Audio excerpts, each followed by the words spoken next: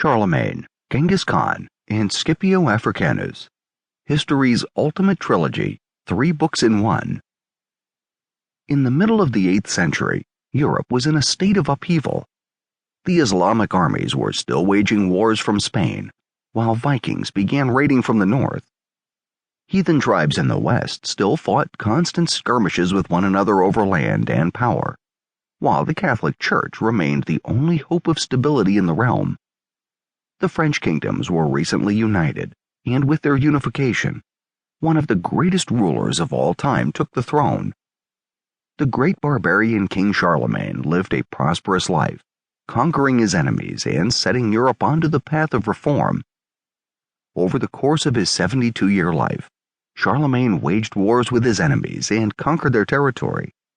He subjugated the conquered people, bringing them under the rule of the Franks, while giving them the access to the things they haven't had since the fall of the Roman Empire.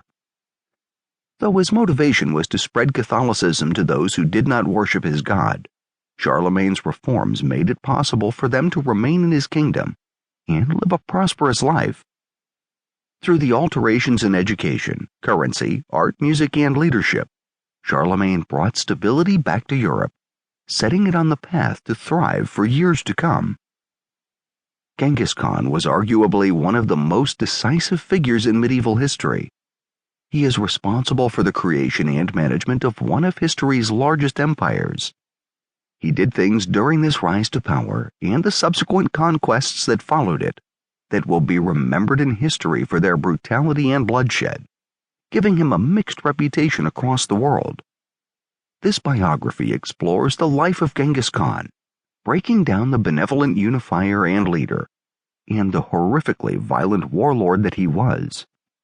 The book traces the entirety of Genghis Khan's life, beginning with his humble beginnings as Temujin.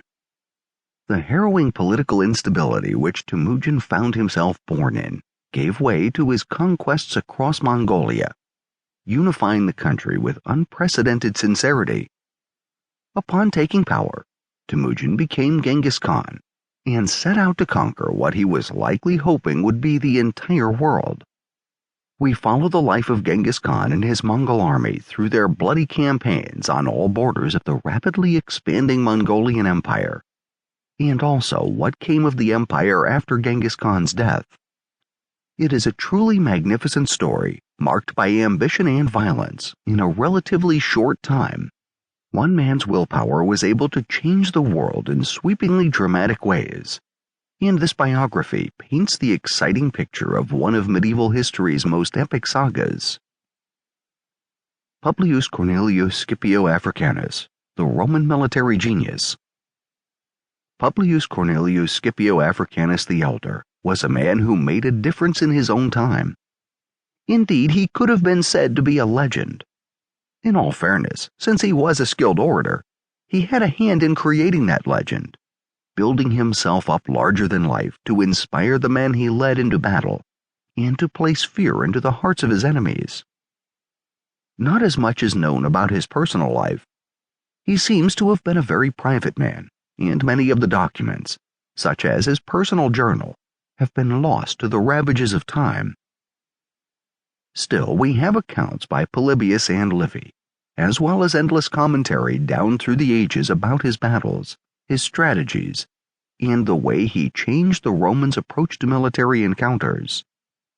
He learned from Hannibal, who came from a tribe of traders who were more concerned with results than ethics, that a win by trickery is still a win, and honor on the field of battle can simply make a commander and his men very dead. This book looks through the works we have.